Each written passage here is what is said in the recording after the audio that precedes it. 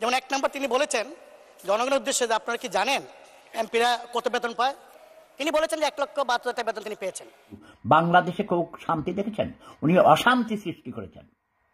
গরিব মহিলাদের টাকা খাইছে, হাতের কাছে পাইলে আমি তার জুতা মারতে মারতে ও দাঁত ফেলে দিতাম।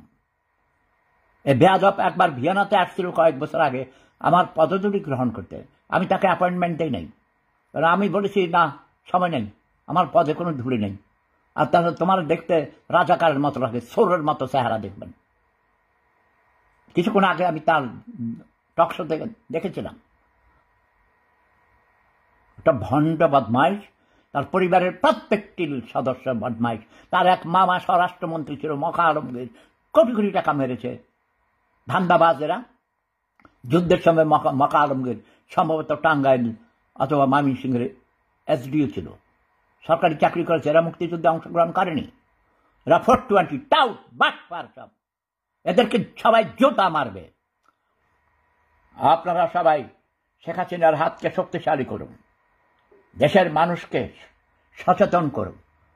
পেনশন স্কিমে প্রতিটি মানুষ আপনারা এই সুযোগ গ্রহণ করুন।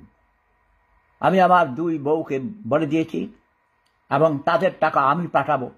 প্রতি মাসে যত টাকা দিতে হয় পেনশন স্কিমে আমি দিব।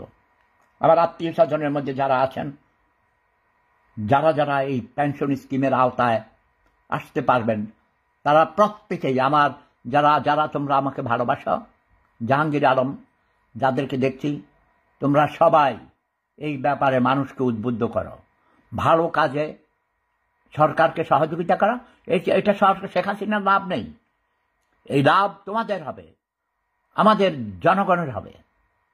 আমাদের এখানে এই যে অস্ট্রিয়াতে পেনশন স্কিম আছে, আমার চাকরির টাকা থেকে তখন কেটে নিয়েছে, আমি টের পাই নাই।